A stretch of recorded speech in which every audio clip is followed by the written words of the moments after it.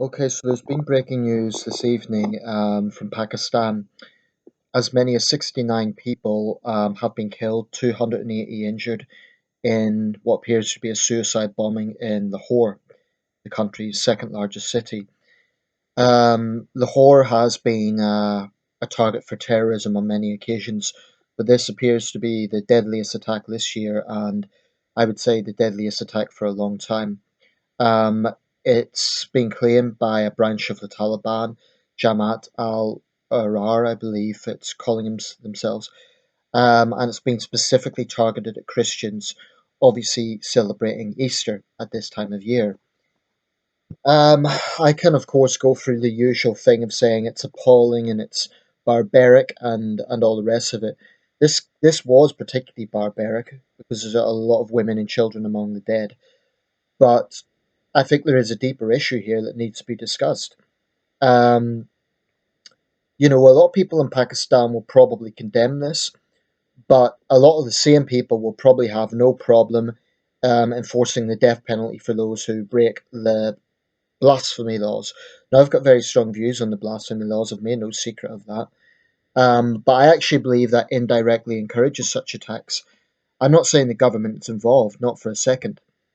But by fostering this atmosphere of theocratic Islamic theocracy, which is more or less the situation in Pakistan, you have a situation where the persecution of minorities is actually indirectly encouraged. I'm not getting into any conspiracy theories and saying the government's behind it or anything like that.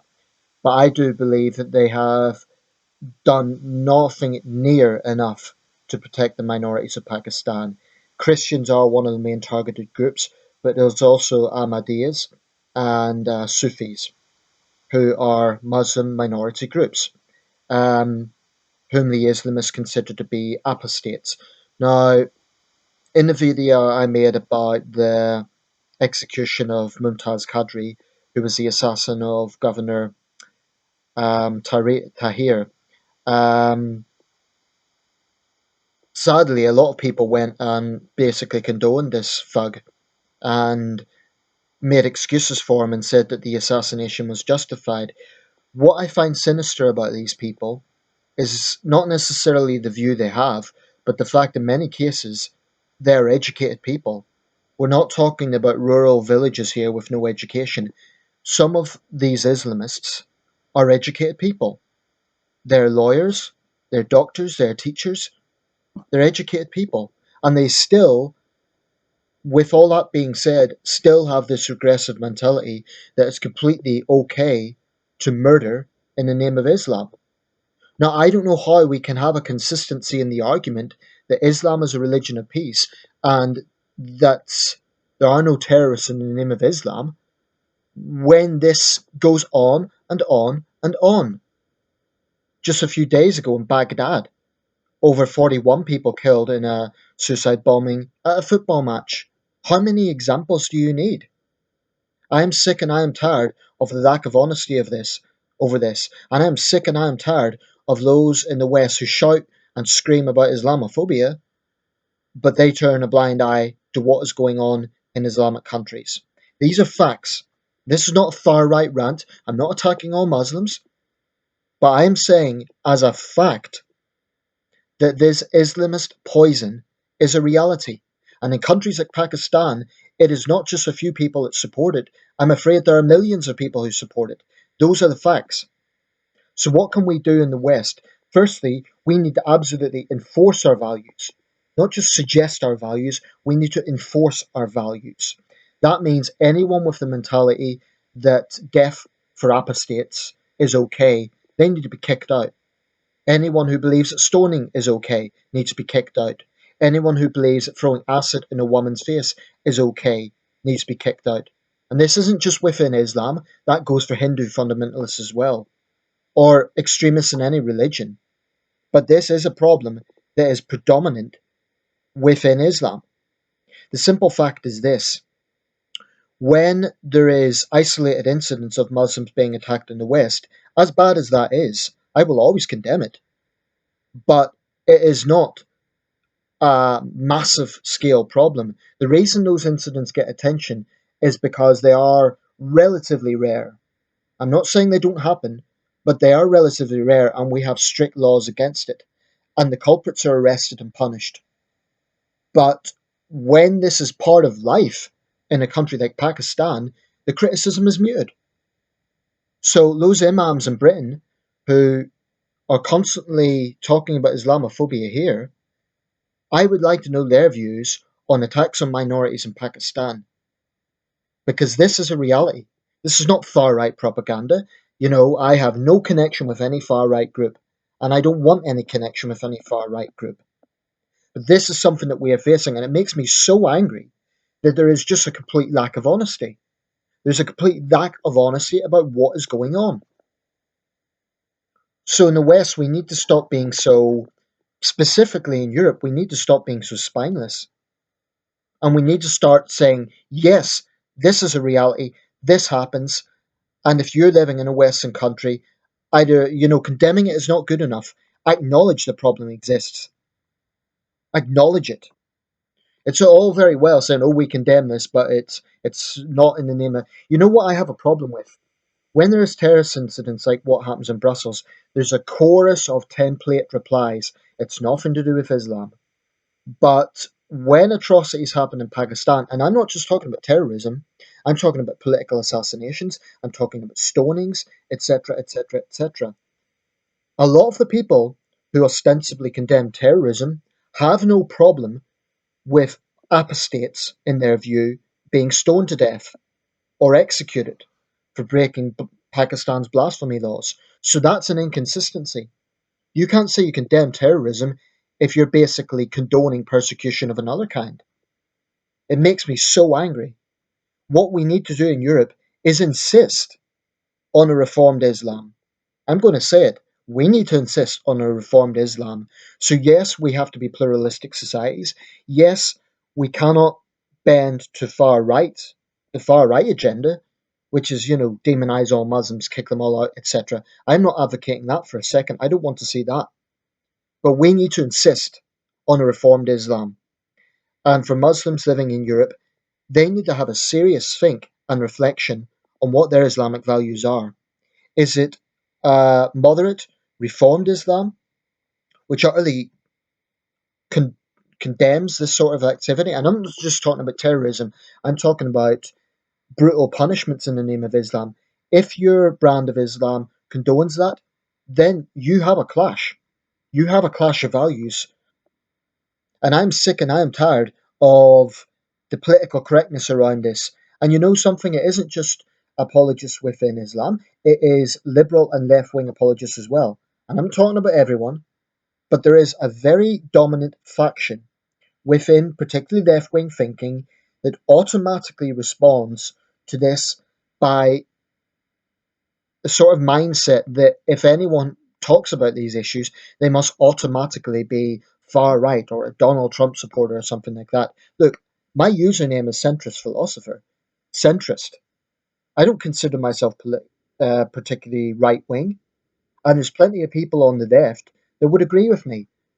So I'm not saying that it's everyone on the left or every liberal minded person, but if you are someone who is constantly talking about racism and constantly talking about Islamophobia, but you don't really care about 69 people slaughtered in Lahore, you're a hypocrite. You have to have consistent liberal values, otherwise, you can't call yourself a liberal. I suppose I would call myself a liberal insofar as values are concerned, insofar as saying that yes, we have to be pluralistic because otherwise we become a fascistic state. But we have to insist that regressive values have no place in European society. We can start by outright banning Sharia law in all its forms, including the so-called more moderate forms. Ban it outright as a statement to say this is one country, one law for everybody. That would be a start. And I do believe that a certain degree of assertiveness is needed among leaders. You know, civil liberties groups will always, always, always complaining about everything. But we are living in exceptional times and we need to make some tough decisions here. So, yes, let's not compromise civic society. Let's not compromise um, tolerance insofar as, you know, saying that all Muslims are to blame. That would clearly be a step in the wrong direction. But there is many things going on here that is not getting the attention it deserves. There was a man murdered in Glasgow a few days ago, a Muslim shopkeeper. Was he murdered by a far right thug? No. He was murdered by Islamists. Because what was his crime? He expressed his love for his Christian neighbours. This was a decent, benevolent man murdered in cold blood for expressing love for his Christian neighbours. Now, Glasgow has rallied around, they've raised funds for him, so there has been some good that has come out of this tragedy, but that indicates that persecution of Muslims doesn't just come from the far right. If anything, there is a very serious problem going on within Islam of persecution of Islamic minority sects. This is a fact. So, this sectarianism within Islam needs to be confronted head on. Now, if anyone disagrees with anything I'm saying here, if you are a liberal, left minded person, you think I'm a far right person, that's unfortunate. I'm not. All I can do is say that I'm not. But everything I have said is a basic fact. And if you cannot bring yourself to be angry about the persecution of Christians, Ahmadis, and Sufis in Pakistan and outright say this is a problem in Islam, then you're just not being honest. And if you're a neo-nationalist or you're a Trump supporter and you want to accuse me of political correctness, then you haven't listened to a damn word I've said. I have said head on, Islamism is reality, Islamism is a problem, and we need to confront it. But we need to do this in a level-headed manner, and that means not caving into extremes. But I do believe, and I've believed for a very long time, we need to be a hell of a lot more assertive in Europe. We may not be able to completely stop what is going on in Pakistan. It's a sovereign country. I do believe we should put much more pressure on the Pakistani government. My government definitely can, because we have close ties to Pakistan. We could be saying, you're putting all this investment into enforcing blasphemy laws. What are you doing in terms of security? Now, I know that it is very, very difficult to control a country of 180 million people. I understand that. And I understand the Pakistani government cannot absolutely stop terrorism, but I do believe they can do more.